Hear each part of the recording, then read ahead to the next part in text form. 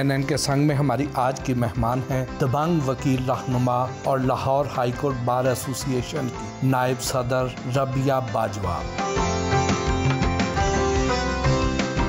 मुलाकात के लिए उनकी रिहाइशगाह पर पहुंचे तो उनके शौहर सहाफ़ी इबादुल हक ने हमारा पुरतपाक इस्तकबाल किया।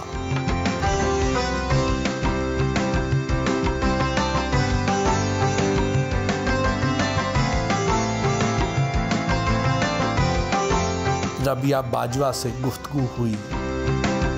अस्सलाम वालेकुम रबिया बाजवा साहबा, कैसी हैं आप? वालेकुम सलाम, ठीक ठाक जी। मौजूदा हालात में बड़ी बड़ी दबंग आवाज़ें खामोश करा दी गई, लेकिन उसके बावजूद आप बड़ा कड़क के बोलती हैं। क्या आपको डर नहीं लगता? नहीं, सच बोलते हैं, इसमें डर वाली कौन सी बात है। और इसी मकसद के लिए इलेक्शन लड़ा था कि बार की आवाज़ बनेंगे, और वकला ने हमेशा ऐसी जद्दोजहद की है, तो इसलिए कोई ऐसी अनहोनी बात नहीं है। आप वकला सियासत में धड़े और लेफ़्ट की अप्रोच रखने वाली खातून है, क्या ये बात दुरुस्त है? हाँ जी, बिल्कुल दुरुस्त है। मैं लेफ़्ट के नज़रियात से बहुत मुतासिर हूँ और सारी ज़िंदगी मेरी उन्हीं साथियों के साथ स्ट्रगल में गुजरी है, और उसमें बहुत ऐसी बड़ी शख्सियात थी कि जिससे मुझे बहुत सीखने का मौका मिला, जो बहुत मुखलिस थे अपने नज़रियात के साथ, और उनकी कमिटमेंट देख के तो वाकई मुझे आज की जो सियासत है उसको हैरत होती है कि ये क्या सियासत है। सियासत तो वो थी जो उन लोगों ने की। इन मुश्किल हालात का मुकाबला करने की हिम्मत कहाँ से लाती? देखिए, ये सारा कुछ आपकी कमिटमेंट के ऊपर बेस करता है। ये आपका अपना इंतखाब है कि आप पावर पॉलिटिक्स की तरफ जाते हैं कि नज़रियाती सियासत की तरफ जाते हैं। तो ये हमें भी पता है, आप सबको पता है कि कठिन रास्ता है,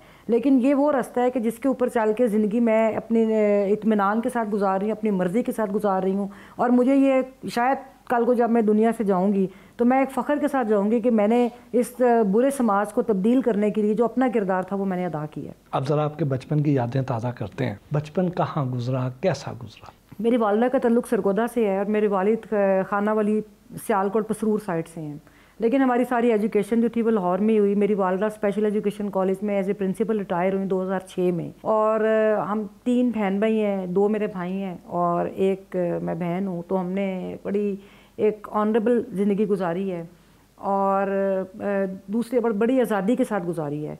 और तीसरी सबसे अहम बात है वो ये है कि मेरे वालिद ने दोनों भाइयों के बराबर ही मतलब मुझे हर तरह से कभी वो ये नहीं होता कि जैसे आम कन्वेंशनल एक अप्रोच होती है कि वो बेटी है वो बेटा है, हमारी एक ही जैसी तरबियत की है। बचपन में मार या डांट पड़ती थी? नहीं, कभी भी नहीं। कभी डांट तो ख़ास तौर पे बड़े होके पड़ी, अब अपने वालिद से कभी पड़ जाती है, बचपन में कभी नहीं पड़ी थी। और अब भी जो होती है वो ज़्यादातर अमूमन सियासी इख्तलाफ और इन चीज़ों के ऊपर होता है। बचपन में तो वो कहते हैं कि बच्चे जो होते हैं उनको इज़्ज़त के साथ रखना चाहिए, प्यार मोहब्बत अपनी जगह। वो कहते हैं बच्चे की रिस्पेक्ट करो, और उसी रिस्पेक्ट के साथ मेरे वालिद ने हमारी तरबियत की है। वालिदैन के अलावा घर में कौन सी ऐसी शख्सियत थी जिनसे आपको बहुत कुछ सीखने का मौका मिला? देखिए, अगर आप हकीकी मायने में बात करें ना, तो मैंने अपनी ज़िंदगी में जो बहुत ज़्यादा सीखा मैंने अपनी नानी से सीखा है। मेरा उनसे बहुत ज़्यादा मोहब्बत बल्कि इश्क था। उनके भी 95 की एज में इंतकाल हुआ है 2-3 साल पहले, और मैं उनको बहुत ज़्यादा मिस करती हूँ। मेरी वालिदा जो मैं आपको बताया कि वो प्रिंसिपल रिटायर्ड है। मेरी अम्मी बहुत पढ़ने लिखने वाली हैं और वो बड़ी खामोश तबीयत की हैं, लेकिन मेरी जो नानी थी वो बहुत ज़्यादा मतलब प्लेजेंट उनकी पर्सनालिटी थी, और वो एक बड़ा बॉन्ड था हमारी फैमिली का, पूरे ख़ानदान का, सिर्फ ये नहीं कि जो नियर रिलेटिव्स होते हैं। और उनसे मैंने ज़िंदगी गुजारने का तरीका सीखा, उनसे मैंने रख रखाव सीखा, उनसे मैंने बहुत कुछ सीखा था अपनी नानी से। मैं पूरी तरह तो उनसे मैं नहीं कहती कि मैं उनके रास्ते पे चल सकी हूँ, लेकिन ये है कि फिर भी एक बहुत बेहतर रास्ते पे वो हमें छोड़ कर गई हैं। वकालत के शोबे में आई कैसे, ये शौक़ कैसे पैदा हुआ? ये भी बड़ी मेरी नानी की ही बहन थी। वो सरगोदे हम लोग बैठे थे तो उन्होंने एक दफ़ा कहा, उसको बिल्कुल शायद मैट्रिक में होंगी, तो कह रही थी कि भाई मुझे लगता है कि ये वकील बनेगी, बहुत अच्छी बनेगी। वो बहुत समझदार खातून थी। तो उस वक्त तक तो अभी ज़ाहिर है बहुत छोटी उम्र होती है, उस वक्त तक तो किसी तरफ नहीं, फिर जो बड़े होते हैं कि पोलिटिकली जो लेफ्ट ओरिएंटेड मूवमेंट्स के साथ ताल्लुक़ रहा, तो फिर ऑटोमेटिकली एक आपके अटैचमेंट बनती है, क्योंकि हर वक्त आपने बात वही करनी होती है, राइट्स की बात होती है, रूल ऑफ लॉ की बात आप करते हैं। तो उसमें आपका एक जो नेचुरल लाइजन होता है वो फिर इसी तरफ मैं बनी, और मैं पूरे शौक़ के साथ वकालत में आई थी। मेरा पैशन है, वकालत से अच्छा प्रोफेशन मुझे कोई मेरा ख्याल है मेरे लिए था भी नहीं। आमतौर पर समझा जाता है कि वो ख़वातीन जो मेडिकल या वकालत के शोबे से ताल्लुक़ रखती हैं वो फैशन से दूर होती हैं, आपकी इसके बारे में क्या राय है? नहीं, जो मुझे तो अच्छा लगता है जो मुनासिब फ़ैशन और आपकी ज़िंदगी का हिस्सा होता है, आपको क्वालिटी लाइफ गुजारनी चाहिए। लेकिन ये होता है कि ज़ाहिर बात है कि वो आपका एक जो डेवलप हो जाती है पर्सनैलिटी वो उस तरह की नहीं होती कि हम बहुत ज़्यादा कोई मॉड हों, वो वैसे भी मेरी शायद शख्सियत का हिस्सा ही कभी नहीं रहा, लेकिन मुझे अच्छा कपड़ा पहनना और मुझे बहुत अच्छा लगता है, लेकिन मुझे ग्रेसफुल लिबास जो है उसका शौक़ है और मैं कपड़ों की बहुत शौकीन हूँ। इबाद साहब जो हैं हमारे तो कलीग हैं, आपके शौहर हैं, कितने हेल्पफुल हैं आपके लिए? उनकी पसंद नापसंद को कितनी आप तरजीह देती हैं? मेरे तो सारी ज़िंदगी अब आबाद के साथ ही, जब से हमारी शादी हुई है, तो मेरा ख्याल है मेरी तो पसंद नापसंद बानी वो गई जो बात की है, ये वो नहीं है कि रवायती जुमला है, और ये हकीकत है। और दूसरी ख़ास तौर पर से मैं कपड़े आबाद को मेरे पसंद आते हैं जो भी मैं पहनती हूँ, लेकिन मैं फिर भी आबाद से पूछती हूँ, बात ये अच्छा है, तो कई दफ़ा मैं चीज़ लेके चेंज करा लेती हूँ अगर बात को पसंद नहीं आती इतना ज़्यादा। और इसी तरह खाने में भी ज़्यादातर चीज़ें जो हैं, क्योंकि बात सिलेक्टिव है, तो मेरा होता है कि यार एक ही चीज़ पकानी है तो एक ही पकाते हैं, तो वो फिर बात की जो शौक़ होता है वही ज़्यादा मैं तो प्रेफर करती हूँ। और इसमें कोई शक नहीं कि बात मेरे बेस्ट फ्रेंड भी हैं। और दूसरा मैंने भी जिक्र किया, मेरी नानी जो थी उनका मेरे साथ तो जो मोहब्बत थी ये थी, उसके बाद अगर उन्होंने किसी से मोहब्बत की तो वो बात है। बट साहब बड़ा अच्छा लग रहा है आपके साथ बात करके, लेकिन मेरा ख्याल है कि अब हम चलते हैं हाई कोर्ट ही, क्योंकि आज इजलास भी है, तो फिर हमें देर ना हो जाए और आगे चल के भी सारा दिन हम बातें करेंगे। चल ज़रूर।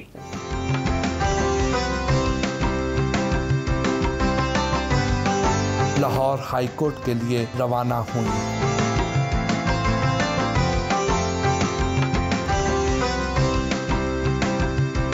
आपके मुताबिक मुल्क में अमली तौर पर आइन मुअत्तल हो चुका है, सिर्फ ऐलान होना बाकी है, तो क्या ऐलान होगा? जी देखिए, पहले आपको पता है कि पाकिस्तान के अंदर एक मार्शल लॉ की तारीख है, इसी तरह एमरजेंसीज भी लगती रही मुल्क के अंदर और ऐलान किया जाता रहा कि हम फ़लाँ आइनी हकूक़ जो है उनको मुअत्तल करते हैं। इस वक्त अगर आप अमली तौर पे देखें तो तमाम हकूक़ शहरियों के जो है, ना आप किसी चीज़ के ऊपर आवाज़ उठा सकते हैं, ना आम शहरी कोई बात कर सकता है, ना सियासी जमातों को ये हक़ है कि वो अपने जो अपने प्रोग्राम उसके ऊपर बात कर सकें या सियासी अमल कर सकें। महंगाई इतनी ज़्यादा है, अब आप देखें कल महंगाई के ऊपर लोगों के ऊपर पर्चे कर दिए हैं। तो हम सिर्फ यही बात है कि आप अगर आइन अमली तौर पर फॉल हो तो क्या ऐसी सूरत हाल होती है। और दूसरा आप ये देखिए कि अदालतें कितनी बेबस हैं। इस वक्त जो सबसे अफसोसनाक एक सूरत हाल सामने नज़र आई वो अदालतों का किरदार है। आपके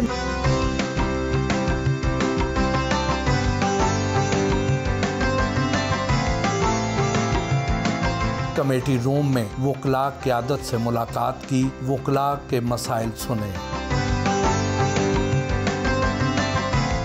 सरदार सफदर शाहीन और साबिक सदर Lahore high court bar association Maqsood Buttar से गुफ्तगू हुई।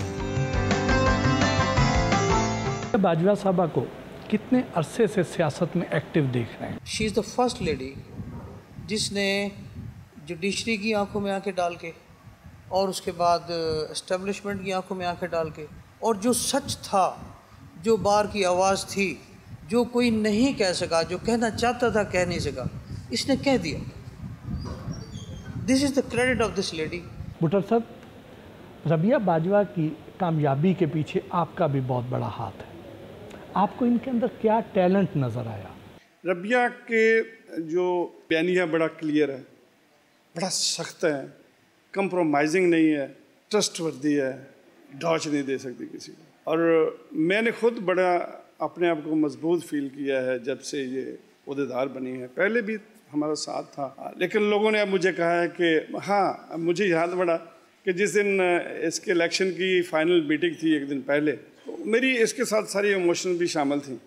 तो मैंने स्पीच करते हुए कहा कि क्योंकि मैंने बैज लगाया हुआ था प्रेसिडेंट का, तो मैं स्पीच कर रहा था, मैंने जी मैं वोट में मांगना होता है, प्रेसिडेंट का मांग इसका लेता मुंह से इसका बात।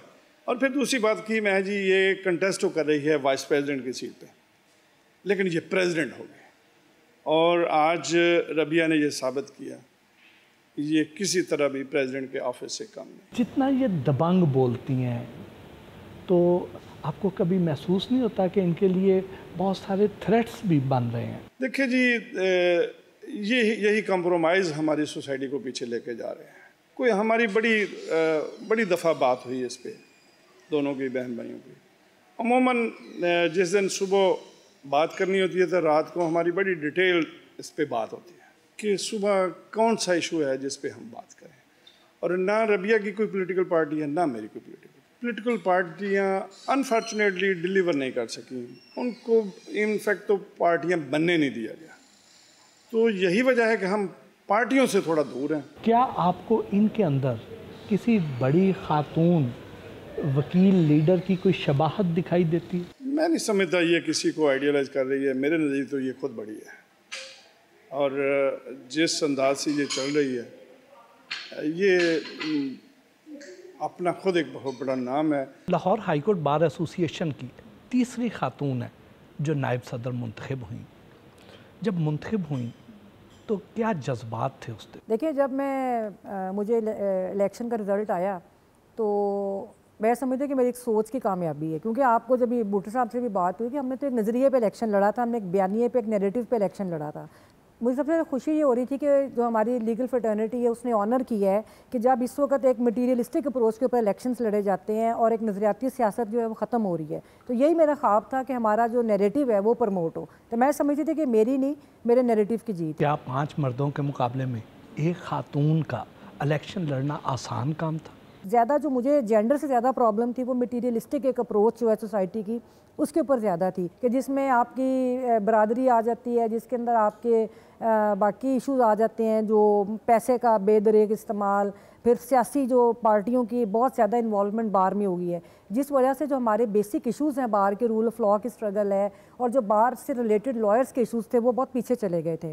इलेक्शन जीतने के बाद ओहदेदारों के रेट्स अक्सर बढ़ जाते हैं, आपकी फ़ीस में कितना इजाफा हुआ? देखिए, उसी रेट को कम करने के लिए इलेक्शन लड़ा था, और मेरा ख्याल है कि ये सियासत और आपका प्रोफेशन भी अलहदा होता है। मैं ये यकीन रखती हूँ, जैसे कारोबार सियासत अलहदा होनी चाहिए, इसी तरह प्रोफेशन जो है उसको मेरा ख्याल है कि हमें ये सोच नहीं रखनी चाहिए। ये बेसिकली ऑफिस ऑफ ऑनर होता है और आप अपनी फ्रेटर्निटी को सर्व करने के लिए आते हैं, आप सिस्टम से लड़ने के लिए इसके अंदर आते हैं। बार ओहदेदारों का तो वकालतनामा भी काफ़ी चलता है। देखिए, मैं तो इन कॉन्सेप्ट्स के अगेंस्ट इलेक्शन लड़ के आई हूँ, और मैं बिल्कुल आज तक ना मतलब मैंने इस तरह की वकालत की है, ना मैंने ऐसी सियासत की है, और मैं इस जो सोच को रिपेल करने के लिए जो मेरी कंट्रीब्यूशन है वो मैं कर रही हूँ। वकालत आसान है या वकला की सियासत? वकालत आसान है। तो सियासत आप पूरे मुल्क में अगर पाकिस्तान के हालात देखें तो आप जहाँ पर भी नज़रियाती सियासत की बात करेंगे बड़ा कठिन रास्ता है जो। और फिर दूसरा, जब आपका एंटी इस्टेब्लिशमेंट नैरेटिव होता है, उसके अंदर इस्टेब्लिशमेंट सिर्फ ये नहीं कि जो हम एक अस्करी इस्टेब्लिशमेंट या मिलिट्री इस्टेब्लिशमेंट की बात करते हैं, जो पाकिस्तान के अंदर अशरफी है, जो पॉलिटिकल एलीट है, वो भी एक इस्टेब्लिशमेंट है। जो भी आपके लोगों को एक्सप्लॉइट कर रहे हैं, उनके मतलब एक्सप्लॉइटेशन के प्रोसेस के अंदर शामिल हैं, जो उस सिस्टम का हिस्सा हैं, वो सारे जो हैं, आप उस निज़ाम के ख़िलाफ़ जब लड़ते हैं तो आपको पता है वो पावर पॉलिटिक्स है, बहुत खौफनाक किस्म का एक आपको एक स्ट्रक्चर नज़र आता है कि जिसके ख़िलाफ़ आपने लड़ना है। आपके कैरियर का सबसे मुश्किल या मुनफरिद मुकदमा कौन सा है? मैंने लड़ा था पास्को का मुकदमा। उसमें पास्को के अंदर एक बहुत प्रोलॉन्ग स्ट्रगल थी। हमारे साथी है वो हम में नहीं रहे, राना लताफ़त साहब, तो उन्होंने वो जद्दोजहद की थी, और पास्को का अदारा जिस तरह इनक्रोच किया जा रहा था इस्टेब्लिशमेंट के हाथों, उसके ख़िलाफ़ वो यूनियन जो थी उनकी वो बड़े स्ट्रांगली खड़ी रही। मैं उनकी तरफ से मुकदमा लड़ती रही हूँ। वो मेरे लिए एक बड़ा एक यादगार था। फिर एक मुझे अब याद आ रहा है कि एक बच्चा था, उसको 3 साल की उम्र 2 साल की उम्र में उसके वालिद ने उसको छीन के वालदा से तो उसको बाहर भेज दिया था। फिर हाई कोर्ट में उन्हें पिटीशन करके 2 दिन में वो बच्चा वापस मंगवाया था, दुबई चला गया था, तो तकरीबन 3 दिन लगे थे। और वो बच्चा जब जिस तरह माँ को मिला था, वो मेरे लिए एक बड़ा, और मैं समझती हूँ कि अगर अदारे चाहें, अगर ये ख़ास तौर पे सुपीरियर जुडिशरी के अंदर विल हो, तो ये लोगों की मुश्किलात को बहुत हद तक ओवरकम कर सकते हैं, बहुत हद तक सॉल्व कर सकते हैं। 2007 की वकला तहरीक में आपने बड़ा एक्टिव रोल प्ले किया था, उस दौर को कैसे याद करती हैं? वो वाकई पाकिस्तान की तारीख नहीं, सिर्फ मैं समझती हूँ दुनिया की तारीख की एक यादगार मूवमेंट थी, और वो मूवमेंट थी कि जो दुनिया की तारीख में जो कामयाब होने वाली, वर्किंग क्लास की चलाई हुई कामयाब होने वाली पहली मूवमेंट थी। और उसमें पाकिस्तान के अंदर पहली दफ़ा इस्टेब्लिशमेंट जो थी बैक फुट पे गई थी उस मूवमेंट के थ्रू। मैं समझती हूँ कि पाकिस्तान की जो आइनी तारीख, आइनी और सियासी तारीख के अंदर बुकला का वो बहुत बड़ा कंट्रीब्यूशन है। वकालत में आपका रोल मॉडल कौन है? मैं बहुत ज़्यादा इंस्पायर्ड हूँ मुनीर मलिक साहब से, हामिद खान साहब से। तो उनकी वकालत भी बहुत ऑनरेबल है और उनकी सियासत भी बहुत अच्छी है। इस तरह और भी लोग हैं जो लेजेंड हैं, ख्वाजा हारिस साहब हैं, मुझे बहुत अच्छे लगते हैं, बहुत अच्छे डिग्निटी के साथ उन्होंने भी वकालत की।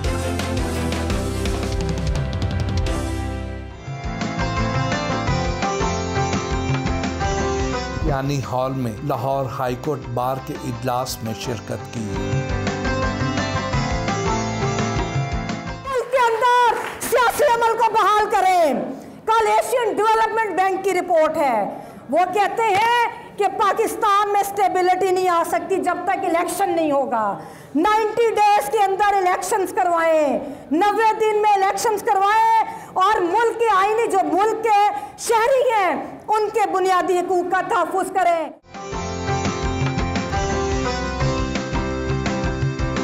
माल रोड पर वकला रैली की क़यादत की।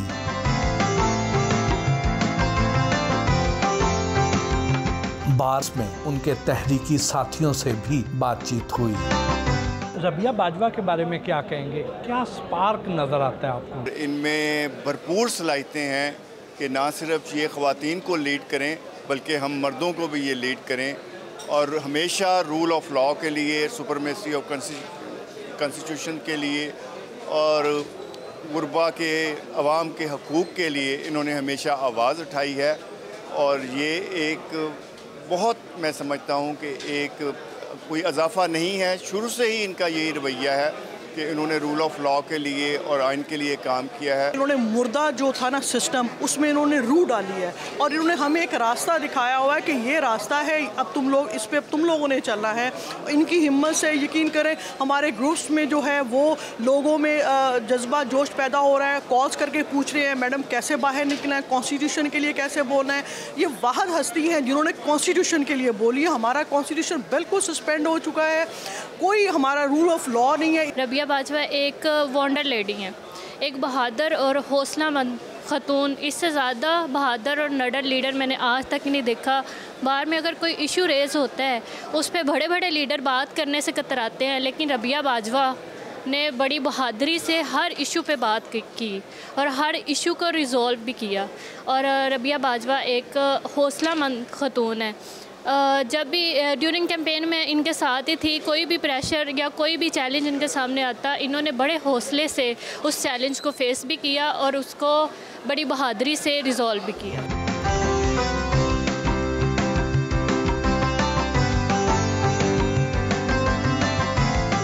अपने दफ्तर आई,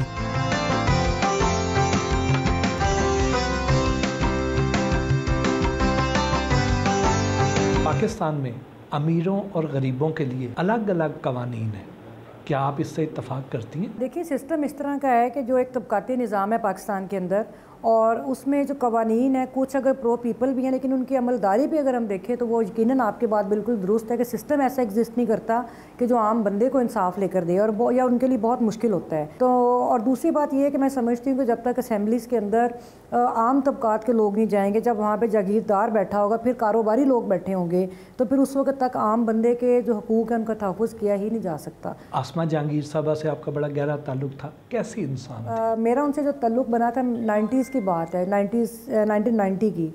मैंने उस वक्त मैट्रिक किया था और उसके बाद फिर मैं ह्यूमन राइट्स कमीशन के मेंबर बनी थी। मुझे वो अच्छी लगती थी कि बहादुर थी, और उसके बाद फिर मैंने ह्यूमन राइट्स कमीशन में काम किया 2007 तक। जब वकला तहरीक के बाद आसमा जहांगीर साहिबा हमें छोड़ के और वो दूसरी तरफ चली गई तो मुझे बड़ा दुख हुआ, और मैंने उनसे मैंने कहा कि आप ये देखिए कि जिस सोच के ख़िलाफ़ आप जदोजहद करती रही सारी उम्र, आप उधर ही जाके बैठ गई, आप पीसीओ जजों के साथ अपनी सियासत शुरू कर दी है बार की।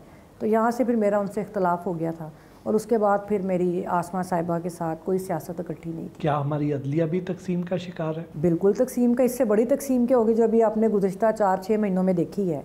एक मुनक़सिम अदलिया आपकी, और पहले हमें तो पता था, जो हम वकालत के शोबे से हम ताल्लुक़ रखते हैं, हम जजेस को देखते भी थे कि किन किन छोटी बातों में भी उनके आपस में इख्तलाफात होते थे, लेकिन अब तो पूरी कौम ने देख लिया, अब तो कोई ढकी छुपी बात नहीं, और ये चीज़ें अब फैसलों पर असरअंदाज हो रही हैं। क्या नए चीफ जस्टिस काजी फ़ाइज़ ईसा साहब इस तकसीम को ख़त्म या कम कर सकेंगे? देखिए, ये तो फिर अब टाइम बताएगा, लेकिन उनसे तवक्कुआत तो हमें यही अभी कर रहे हैं, क्योंकि अभी वो नए आए हैं, अब देखते हैं कि वो कैसे चलते हैं। काजी फ़ाइज़ ईसा साहब के चीफ जस्टिस बनने के बाद से कुछ सियासी जमातें बहुत खुश हैं, क्या वजह? देखिए, ये तासुर भी उन्होंने ही डिस्पेल करना है कि वो किसी जमात के चीफ जस्टिस नहीं, वो आइन और कानून के चीफ जस्टिस हैं। लेकिन एक चीज़ मैं थोड़ी सी बैकग्राउंड पे जाऊँगी। आपको याद है मेमो गेट स्कैंडल हुआ तो एक पीपल्स पार्टी नाराज़ हो गई, उसके बाद उनका जब कोयटा कमीशन रिपोर्ट आई तो नून लीग नाराज़ होगी, फैज़ाबाद की जजमेंट आई तो उसमें इस्टेब्लिशमेंट भी नाराज़ हुई और कुछ और पीटीआई के लोग भी उनसे नाराज़ हुए। तो अब मेरा ख्याल है कि अब इस वक्त उनको ये चाहिए, और हर जज को चाहिए, सिर्फ उनको नहीं चाहिए, जो पहले मैंने बात की है कि सिर्फ उन मद्देनज़र रखें कि आइन और कानून क्या कहता है। तो कोई नाराज़ होता है तो होए, ये उनकी क्या गर्ज है किसी के साथ, जज की क्या गर्ज होती है। मुल्क की तारीख में पहली बार सुप्रीम कोर्ट की कार्रवाई बराह रास्त नशर हुई, इससे हमारे निज़ाम अदल पर किस किस्म के असरात मुरतब हो? देखिए, मैं तो समझती हूँ कि अच्छी बात है, और मैं तो कहती हूँ कि हर इंपॉर्टेंट केस सिवाय उन केसेस के जहाँ पर आपको सीक्रेसी कुछ चीज़ों की रखनी पड़ती है, जहाँ पे पर्सनल केसेस होते हैं, ख़वातीन के हवाले से हो गए या उस तरह के जो क्रिमिनल केसेस होते हैं, लेकिन जनरली ख़ास तौर पे कॉन्स्टिट्यूशनल मैटर्स जो हैं उनको बिल्कुल ओपनली आना चाहिए। और जो सियासी जमातों के हवाले से बात होती है, उनके अकाउंटेबिलिटी के हवाले से, अदारों की भी, सिर्फ सियासी जमातों की नहीं, उन सबको पब्लिक के सामने आना चाहिए। अच्छा अमल है, मैंने तो उसको, और दूसरा ये कि लोगों को पता भी चले कि ये जो बड़ा एक तासुर होता है अदारों का, जुडिशरी का भी, और कुछ ऐसे वकला भी आगे आते हैं जिनको सिस्टम सपोर्ट करता है, तो वो भी एक्सपोज हों। जस्टिस काजी फाइज ईसा साहब को कौन से काम तरजीही बुनियादों पर करने चाहिए? देखिए, एक तो सबसे पहले जो आइन की बहाली का काम है, हम समझते हैं आइन इस वक्त बहाल नहीं, गैर फ़ाल आइन है, तो उसमें इलेक्शंस के हवाले से जो कि 90 डेज़ के अंदर इलेक्शंस हों, उस हवाले से जो पिटिशंस पेंडिंग है, मिलिट्री कोर्ट्स के हवाले से हैं, जो बिल्कुल मतलब एक बुरी तरीन एग्जांपल है कि सिविलियन का ट्रायल मिलिट्री कोर्ट में हो, ह्यूमन राइट्स वायलेशंस के हवाले से, मिसिंग पर्सनस के इश्यूज़ हैं। फिर उसके बाद जो ये पिटिशंस पेंडिंग हैं फंडामेंटल राइट्स के हवाले से, और ख़वातीन का जो हम हमेशा जिक्र करते हैं 9 मई के वाक़यात के ऊपर, उनको पूरे सिस्टम का भी जायज़ा लेना है और उनको देखना चाहिए कि क्यों 150 दिन हो गए हैं और ख़वातीन बग़ैर किसी वजह के उनको जेलों में बंद रखा है। और ख़वातीन के अलावा जो बाकी पॉलिटिकल वर्कर्स हैं, उनको पॉलिटिकल प्रोसेस को फैसिलिटेट करने के लिए अपना किरदार अदा करना चाहिए। हाल ही में रिटायर होने वाले चीफ जस्टिस उमर अता बंदियाल साहब के दौर को कैसे देखें? मेरे नज़दीक तो एक अदलिया बतौर बहुत कमज़ोर अदारे के सामने आई थी, और दूसरी कुछ हमें फ़ील हुआ कि कन्फ्यूज़ कोर्ट्स भी रही है। और देखिए, जैसे आपने देखा कि रातों रात एक उन्होंने अदालत खोल लगा के तो एक हुकूमत को ख़त्म कर दिया, अगले दिन फिर वो एक और उनकी जजमेंट 63A के हवाले से थी, वो उसको भी बड़ा क्रिटिसाइज़ किया जाता है। फिर आपने इलेक्शंस के हवाले से देखा कि जो उसके ऊपर बहुत सारे शकूक व शुबहात पैदा हुए कि आपने जजमेंट पास कर दी, इम्प्लीमेंट आपने नहीं करवाई। तो ये सारी चीज़ें थी, उससे एक कमज़ोर और मुनक़सम अदलिया जो थी वो लोगों के सामने आई। अदालतों में इस वक्त 20 लाख से ज़ायद केसेस पेंडिंग चले आ रहे हैं। इस ताख़ीरी इंसाफ के पीछे वजह क्या है, जजेस या वकला? देखिए, बुनियादी ज़िम्मेदारी तो ये जुडिशरी की है, और दूसरा कवानीन में भी हुक्म है, लेकिन इतने नहीं, अगर चाहें तो प्रोसीजरली इसको बहुत बेहतर किया जा सकता है। एक दफ़ा मुझे याद है कि 2009 में जुडिशल पॉलिसी आई थी, जब जस्टिस इफ्तिखार चौधरी थे, तो उसको इम्प्लीमेंट करने की कोशिश भी की गई, लेकिन यहाँ पर कुछ ग्रुप्स ऐसे थे कि जिन्होंने उसके ख़िलाफ़ बहुत ज़्यादा एजिटेशन की। तो दूसरी बात यह है कि हमारा भी कसूर है, ये नहीं कि जो वकला साहिबान है उनका कसूर नहीं, हमारी भी कमिटमेंट लेवल उस तरह का नहीं रहता। हमें भी चाहिए कि हम अपनी जिम्मेदारियां अदा करें। 9 मई के वाक़यात में मुलव्वस सियासतदान जब PTI छोड़ने का ऐलान करते हैं तो उनके केसेस ख़त्म हो जाते हैं, ऐसा किस कानून के तहत मुमकिन? ये कानून के तहत तो मुमकिन नहीं है, ये बुनियादी तौर पर एक जो सियासी अमल है उसको रोकने का एक तरीक़ाकार है। और दूसरी बात यह है कि मुझे इसके ऊपर बहुत अफसोस है, जो भी एक पॉपुलर सियासी जमात होती है उसको टारगेट कर लिया जाता है, और ये उसी सिलसिले की कड़ी है, और ये यही चाहते हैं कि लोग पार्टियों का साथ छोड़ते जाएं। लेकिन मैं समझती हूँ कि इस्टेब्लिशमेंट पार्टियाँ बना तो सकती, ख़त्म नहीं कर सकती। आपकी नज़र में बतौर माहिर कानून 90 दिन के बाद इस निगरान हुकूमत की आइनी हैसियत क्या है? बिल्कुल कोई आइनी हैसियत नहीं है, पहले भी इसी तरह चल रहा, नीचे भी जो हुकूमतें दोनों चल रही थी वो एक अनकॉन्स्टिट्यूशनल गवर्नमेंट्स हैं। लेकिन चूँकि हम यही तो कहते हैं कि पाकिस्तान में चूँकि आइन इस वक्त गैर फ़ाल है, इस वक्त अनडिक्लेयर्ड पाकिस्तान में मार्शल लॉ है, तो इसलिए अब आइन की बहाली की बात होगी।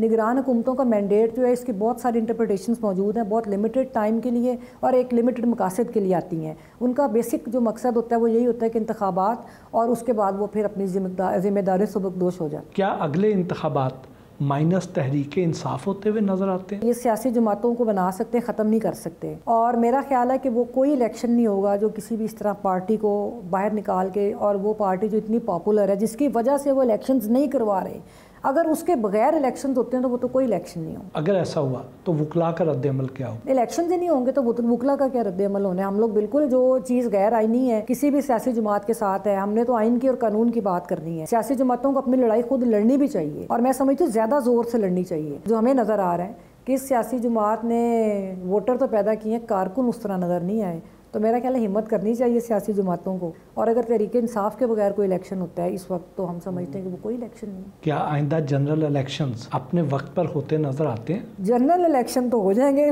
वक्त पे होते हैं कि नहीं होते, जनरल ही होते हैं आपके इलेक्शंस। रबिया बाजवा की टीम से भी बातचीत हुई।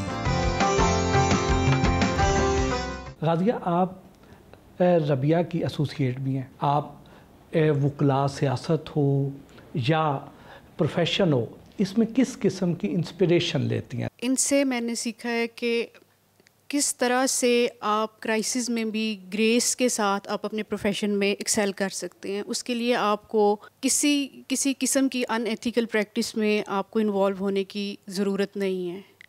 और जहाँ तक मेरा अपना ताल्लुक़ है मेरा काम करने का, वो इन्होंने मुझे सिखाया है क्लाइंट को कैसे डील करना है और केस कैसे तैयार करना है और यू कैसे करना है, और मोस्ट इम्पोर्टेंटली रिसर्च आपने किस तरह से करनी है, किस तरह से आपने केस को आगे लेके जाना है, वो सारी चीज़ें इन्होंने मुझे सिखाई हैं और वो एक कंप्लीट गाइड है।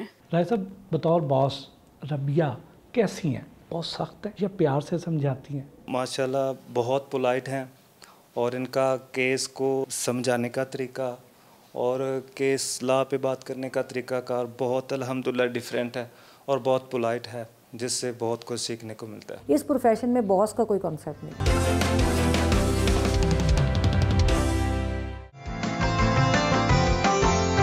घर वापस आई रबिया बाजवा के शौहर और बेटे से भी गपशप हुई। भाभी, इबाद साहब से तो हमारा बड़ा दरीना ताल्लुक़ है, दोस्ती है हमारी, लेकिन इस खूबसूरत और नशीली आंखों वाले नौजवान का तारुफ तो करवाएं ना। ये जी मेरा बेटा है रामिश इबाद और ए लेवल से स्टूडेंट है। आपके वालिदैन दोनों बहुत कामयाब इंसान हैं, दोनों में से ज़्यादा फेवरेट कौन है? मामा। क्यों फेवरेट है? बाबा से दोस्ती ज़्यादा। यानी हैरानकुन बात यह है कि आपकी फेवरेट भी मामा है और बाबा की फेवरेट भी मामा ही। हाँ जी। ये कैसा हुस्न इत्तेफाक है बात साहब? बात यह है जी कि रबिया साहिबा और रामिश साहब ये दोनों मेरा फ़ख्र हैं और रबिया साहिबा की वजह से मेरा कद जो है बढ़ गया है। लोग मुझे मिलते हैं तो कहते हैं कि आप रबिया साहिबा के शौहर हैं, उनके हस्बैंड हैं, तो मैं बहुत खुश होता हूँ क्योंकि रबिया साहिबा अपनी बहुत एक जद्दोजहद कर रही हैं और निडर होकर एक बहादुर ख़तून की तरह वो जद्दोजहद कर रही हैं। रामिश साहब जो हैं वो मेरे फेवरेट बच्चे हैं। उसकी बुनियादी वजह ये कि हर बच्चा जो होता है अपने वालिदैन का फेवरेट होता है, लेकिन इस बच्चे में बहुत खूबी है। मैं आज आपको बताऊं कि जब इसकी मामा इलेक्शन लड़ रही थी और मैं भी अपने काम में मसरूफ़ था, कहीं इलेक्शन कैंपेन में कोई हिस्सा डाल रहा था, ये बच्चा अकेला पढ़ता रहा। इस बच्चे ने कभी ये मुतालबा नहीं किया कि मैंने ये खाना, मैंने ये नहीं मुझे मिला, मुझे खाना मिला कि नहीं मिला, इसने कभी ये नहीं कहा और इसको खुशी है। और फिर ये बच्चा मेहनत करता है और मेहनत के साथ इसके कंसेप्ट चीज़ों में बड़े क्लियर हैं। ये मुझसे भी बात करेंगे तो मुझसे बात इस तरह नहीं करेंगे कि मेरा बाप जो वो कह रहा है वो दुरुस्त है, नहीं, ये बात दलील के साथ होती है और अगर मेरे पास ठोस दलील है तो मेरी बात मानेंगे, नहीं तो फिर ये कहेंगे कि यार इस तरह काम नहीं चलेगा। घर में रोब किसका ज़्यादा है, मामा का या बाबा? मामा। मामा का। दोनों में से किससे बात मनवाना ज़्यादा मुश्किल है? मामा। मामा दोस्ती भी और बात भी नहीं मानती? नहीं। अच्छा, बाबा बेचारे मस्कीन से मान जाते हैं। हाँ जी, बेचारा नहीं छोड़ते हैं, बेचारा नहीं छोड़ते, कोई चारा नहीं छोड़ते। यानी मामा की बात आपने भी माननी है, बाबा ने भी माननी है? नहीं, ऐसा बिल्कुल नहीं है। मेरी कौन सी बात मैंने तो कभी कुछ मनवाया ही नहीं है। हमने कभी हुक्मदुली नहीं की। हाँ, हुक्मदुली नहीं की, वो ना ही नहीं करते। बड़ी गुंजाइश ही नहीं छोड़ते। तीनों की बड़ी इंडिपेंडेंट लाइफ है और एक दूसरे को फैसिलिटेट करते हैं और मनवाने वाला ऐसा तो कोई भी हमारा में कौन सी बात हम मनवाते हैं? मनवाए कभी नहीं है, लेकिन हम एक दूसरे की बात को समझते हैं और बात को समझते हैं और बात मानते भी हैं, चाहे वो रबिया साहिबा हों, चाहे रामिश साहब हों, चाहे मैं हूँ। हम क्योंकि दोस्ती भी है और एक दूसरे के लिए बहुत रिस्पेक्ट भी है। लेकिन एक चीज़ हम तीनों में है कि अगर बात वही दलील के साथ है, उसमें कोई लॉजिक है, तो फिर हम पीछे नहीं हटते। अगर लॉजिक नहीं है तो फिर हम बात ज़रूर करते हैं कि इसमें ये मसला है, इसमें ये मसला है, इसमें ये मसला है, और फैसला वही होता है जो क्वीन का होता है। नहीं ऐसे बात ऐसे नहीं ना करें, पहले मेरा मार्केट का इंप्रेशन बड़ा खराब है। लव मैरिज हुई या अरेंज मैरिज? जाहिर बात है पसंद की शादी थी। कहाँ हाथ आ गया इतना सीधा सादा सा नौजवान? पता नहीं, हम सीधे साधे हाथ आ गए। तो बस बात कहाँ मुलाकात है, हाई कोर्ट में ज़ाहिर मुलाकात हुई थी, बाद में प्रपोज किया मेरा करके, अच्छा लगता है। बात भाई, खाना ज़्यादा अच्छा बनाती हैं या बातें? दोनों।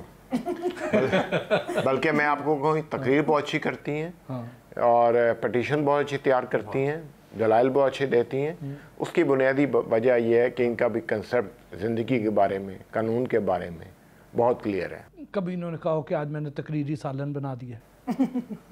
नहीं, ये ज़रूर हो सकता है कि आज तकरीर की, आज सालन नहीं बनेगा। ये हो जाता है, बिल्कुल सही कह रहे हैं। बात भाई, कितनी मेहनत करनी पड़ी आपको शादी के लिए, मनाने के लिए? देखें जी, वो क्या किसी ने खूब कहा है कि ये इश्क नहीं आसान, इतना समझ लीजिए एक आग का दरिया है और डूब के जाना है। वाह वाह। तो मेरा रबिया साहब से या रबिया से मेरा जो ताल्लुक़ था उसमें कई चीज़ें थीं। मैंने इनमें नज़रिया देखा, इनमें खूबसूरती देखी, इनमें बात करने का ढंग देखा, एक ग्रेस देखी, और ये अपने नज़रिए के साथ बहुत मुखलिस थी। तो ये पूरा पैकेज था, और मैं चाहता भी था कि एक ऐसी ख़ातून मेरी ज़िंदगी में आए जिनसे बात करना आसान हो, जिनको चीज़ें समझाना आसान हो, या जिनसे चीज़ें सीखना आसान हो। आग का दरिया शादी से पहले थी या बाद में बनी? दोनों दफ़ा। देखें जी, आग तो हमेशा से थी। हाँ, पहले भी उतनी ही भड़कती थी, अभी भी उतना ही भड़कती हैं। पहले बग़ैर हक के भड़कती थी, अब हक के साथ भड़कती हैं, तो अब ज़्यादा मुश्किल है। जब भड़क उठती हैं फिर बुझाया कैसे जाता है? फिर उसका आसान तरीका यही है कि इनसे माफ़ी मांग लो। बिल्कुल ऐसे नहीं है, ना मैंने कभी किसी से माफ़ी मंगवाई है। बाकी ये कि हमारे आपस में जो पॉलिटिकल जहाँ पर इख्तलाफ होते हैं, फिर हम अपने दोनों अपनी अपनी बात करते हैं, और कभी बैठ के हम आर्गूमेंट्स करते हैं, लेकिन होता ये है कि फाइनली हम लोग एक अच्छे कंक्लूजन पे पहुँचते हैं। आपका घर माशाल्लाह सहाफ़त और वकालत का हसीन इम्तज़ाज है। घर का माहौल कैसा रहता है? बहुत अच्छा रहता है जी। बहुत सी ऐसी बातें जो ये मुझे सियासी तौर पर समझा देती हैं, मेरी मदद करती हैं। इसी तरह बहुत सी ऐसी बातें हैं जिनमें इनके मैं काम आता हूँ, मामनत हो जाती है। तो एक बड़ा ज़बरदस्त है। देखें, मैंने बहुत से लोगों को देखा जिन्होंने वकालत छोड़ के सहाफ़त की, और कुछ ने सहाफ़त छोड़ के वकालत की। तो हम तो अपने अपने शोबों में रहते हुए दोनों काम कर रहे हैं। बर्थडेज और एनिवर्सरीज कौन याद रखता है? आबाद ना सिर्फ हम मेरी याद रखते हैं या रामेश की याद रखते हैं, बल्कि हमारे जितने मोहब्बत करने वाले लोग हैं हमारे इर्द गिर्द, दोस्तों में, फैमिली में, उस सब की बात याद रखते हैं, और ये इनकी बहुत बड़ी बात है, और लोगों से मोहब्बत बहुत करते हैं। आपकी पसंद नापसंद से कितना वाकिफ़ है? अब तो ज़ाहिर है 17 साल हो गए, हम दोनों ही बड़े वाकिफ़ हैं, और अब तो पसंद भी इकट्ठी होती जा रही है और नापसंद भी एक जैसी होती जा रही है। आप दोनों में से गुस्सा किसको ज़्यादा आता है? मुझे तो नहीं आता, लेकिन ये मैं नहीं कहूँ किसको आता, मुझे नहीं आता। हाँ जी, बस ठीक है। बाकी मुझे समझ आ गई, मैं एडमिट कर लेती हूँ। लड़ाई किस बात पर होती है? लड़ाई का बुनियादी वजह यही है कि मैं केयरलेस हूँ। मैं उस तरह बहुत सी काम नहीं करता जिसमें सेहत है, मेरी सेहत के हवाले से ये इनको बहुत तशवीश होती है, जिसमें ये गुस्सा करती हैं। बाकी किसी चीज़ के ऊपर इनको कभी कोई मसला नहीं है। मैं कहाँ बैठा हूँ, कितनी देर बैठा हूँ, देर से आया हूँ, जल्दी आया हूँ, क्या कर रहा हूँ, कभी इन्होंने कोई बात नहीं पूछी। अगर लड़ाई हो जाए तो पहले मनाता कौन है? मनाते तो बाद ही हैं, वैसे इसमें तो कोई दूसरी बात नहीं है। ये लदा बात है कि बाद लड़ाई हो भी बाद की वजह से।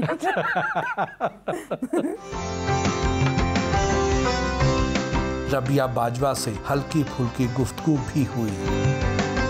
जी, अब थोड़े हल्के फुल्के सवाल हो जाए। पहली मुलाकात में शख्सियत के किस पहलू का जायज़ा लेती हैं? ओवरऑल ही देखिए, मेरा हमेशा रहा है कि मुझे नज़रियाती हवालों से मेरी दोस्तियाँ भी बनती रहीं और बिगड़ती भी रहीं। तो मैं बस यही, मुझे बड़ा कंफर्टेबल फील करती हूँ जो नज़रियाती लोग, जो अपनी सोच के लोग होते हैं उनके साथ, और मेरी जल्दी बन भी जाती है। कई दफ़ा धोखा भी होता है। तो पहली तो यही है। दूसरी एक गुफ्तगू में मतलब डिसेंसी मुझे बहुत अच्छी लगती है, मतलब अच्छे अल्फाज का चुनाव। और अगर ख़वातीन वाले आप हवाले से भी देखें तो मुझे डिसेंट लोग बहुत पसंद हैं। तो पहले तो मुझे यही अच्छा लगता है। गुस्से में रद्द-ए-अमल कैसा होता है? गुस्से में रद्द-ए-अमल, ये तो गुस्से पे डिपेंड करता है किस चीज़ के ऊपर आता है। हुकूमत पाकिस्तान अगर आपको कोई ओहदा देना चाहे तो कौन सा ओहदा कबूल करेंगे? मुझे तो कोई कभी सोचा नहीं किसी ओहदे शोहदे का मैंने। तो जो लोगों ने इतना साथ दिया मेरे लिए यही सबसे बड़ा एजाज़ है। बुढ़ापा कैसा गुजारना चाहेंगे? ऑनरेबल, बड़ी इज़्ज़त के साथ। और मुझे वैसे भी ज़िंदगी में रिग्रेट्स नहीं है और मैं चाहती हूँ इसी कंटिन्यूटी के साथ मेरे ऊपर बुढ़ापा है और मैं एक होता है ना बंदा खुद मुख्तारी के साथ गुजारे, ये मेरा ख्वाब है।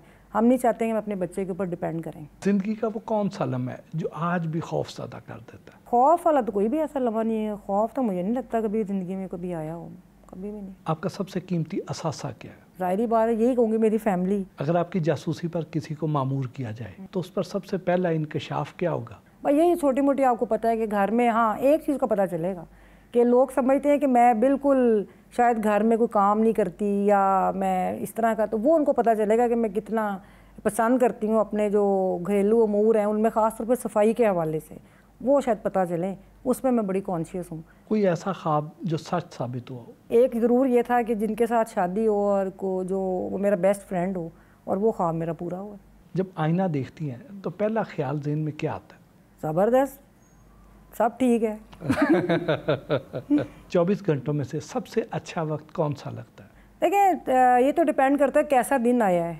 दोबारा ज़िंदगी मिले तो क्या बनना पसंद करेंगे? जो मैं कर रही हूँ बहुत अच्छा, इसमें मज़ीद मैं बेहतरी लाती, मज़ीद काबिलियत पैदा करूँ और मज़ीद जो चीज़ें कुछ रह गई हैं जहाँ पे मैं अपना किरदार अदा नहीं कर सकी, शायद मैं उधर ज़्यादा तवज्जो दूँ। पाकिस्तान के अलावा अगर किसी और मुल्क की सदर या वज़ीर आज़म बनने का मौका मिले तो किस मुल्क की सदर या वज़ीर आज़म बनना पसंद करेंगे? फिर US की बनूँगी, जो पूरी दुनिया पर रूल जो करना है।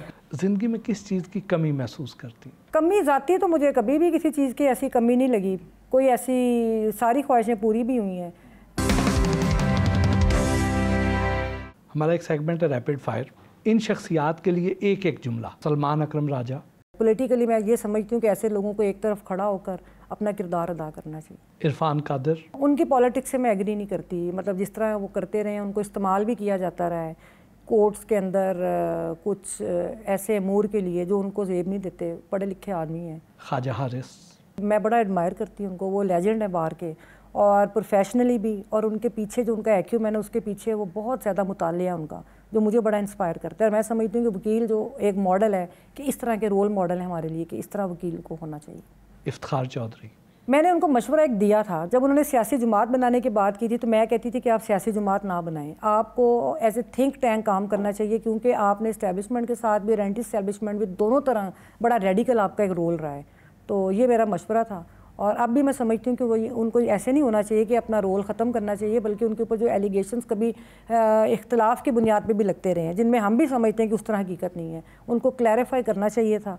और दूसरा उनका अभी भी रोल बनता है कि ह्यूमन राइट्स के हवाले से एज ए थिंक टैंक वो उनको अदा करना चाहिए। साकिब निसार। उनको मेरा कोई मशवरा नहीं, मेरी उनसे कोई कंपेटिबिलिटी नहीं है। उमर अता बंदयाल। उनके साथ भी मेरी ऐसा कोई नहीं, उन्होंने एक कमज़ोर सुप्रीम कोर्ट छोड़ी है और हमें अफसोस है। इत्तेज़ाज़ हसन। इत्तेज़ाज़ हसन साहब से मुझे एक गिला ज़रूर है कि जब एक वसीयत के ज़रिए बिलावल साहब पार्टी पर काबिज़ हुए थे तो उस वक्त इन जैसे लोगों का, और भी जो हमारे बड़े मंजे सियासतदान थे जिनमें रज़ा रबानी साहब भी थे, तो इनका एक रोल बनता था, इनको एक्सेप्ट नहीं करना चाहिए था कि उनकी सबॉर्डिनेशन, और पार्टी को ऐसे पार्टी चलाना चाहिए था। ये मेरा उनसे गिला है। हामिद खान। हामिद खान साहब मेरी इंस्पिरेशन है और मैंने जो उनसे सीखा बाहर में वो ये था, बाहर पॉलिटिक्स में, कि चाहे अकेले भी खड़े रहो, चाहे जितना भी नुकसान हो, इस पावर पॉलिटिक्स के अंदर असूलों पे खड़े होकर सियासत करनी है। चेयरमैन तहरीक इंसाफ। अपने माजी से सबक सीखें कि जिस तरह इस्टेब्लिशमेंट पे वो रिलाई करते थे, उन्हीं लोगों ने उनको सबसे पहले छोड़ा, और अब लोग, उन्होंने एक उनकी बड़ी कामयाबी है कि पाकिस्तान में इस वक्त उन्होंने स्टेटस को तोड़ा है। लोगों की सोच के अंदर जो मुंजमद सोच थी उसमें लोगों को सोचने पर दूसरी तरफ मजबूर किया है कि ये जो सिस्टम है ये एक्सप्लॉयटेटिव सिस्टम है। नवाज शरीफ। पार्टी के अंदर कारकुनों को मौका मिलना चाहिए, बजाय इसके कि फैमिली पार्टी बनती जाए। आम जो वर्कर है उसके बच्चों को मौका मिलना चाहिए कि नज़रियाती बुनियादों के ऊपर आगे आएँ, अपने नज़रियात क्लियर करें। और ये जो दो कश्तियाँ हैं, इस्टेब्लिशमेंट और एंटी इस्टेब्लिशमेंट, ये दोनों बड़ी पार्टीज़ की मैं बात करती हूँ, पीपल्स पार्टी भी, कि एक नया ट्रेंड है कि एक आपका प्रो इस्टेब्लिशमेंट हो जाए साथी या भाई या बच्चा, और एक जो है वो एंटी इस्टेब्लिशमेंट हो जाए। ये लोगों को बेवकूफ़ बनाने वाली बातें अब छोड़ दें, एक तरफ लगें जो भी करना है। शहबाज शरीफ। शहबाज शरीफ साहब भी वही ऑलमोस्ट वही पॉलिटिक्स है जो उनके भाई की है, तो उनको भी मैं यही कहती हूँ कि ये जो क्लैश ऑफ इंटरेस्ट है कि आप लेजिस्लेटर्स भी हों और आप फिर कारोबार भी करें, तो ये चीज़ें नहीं हैं। आसिफ अली जरदारी, मैं समझती हूँ कि उन्होंने पाकिस्तान का सबसे बड़ा सासा जो था, एक लिबरल लोगों की जमात थी, उसको बड़ा नुकसान पहुँचाया। लतीफ़ खोसा, लतीफ़ खोसा साहब से मेरे मतलब बार में वो एक बड़े अच्छे लॉयर के तौर पे तो मुझे वो बहुत अच्छे लगते हैं, लेकिन उनकी सियासत से कोई मेरी बहुत ज़्यादा दिलचस्पी कभी भी नहीं रही। मौलाना फजलुर रहमान, ख़वातीन को इनकरेज करें अपनी पॉलिटिक्स के अंदर, और दूसरा इस्टेब्लिशमेंट के ऊपर रिलाई करने की बजाय वही मशवरा जब भी पहले दिया है कि वो अवामी सियासत करें।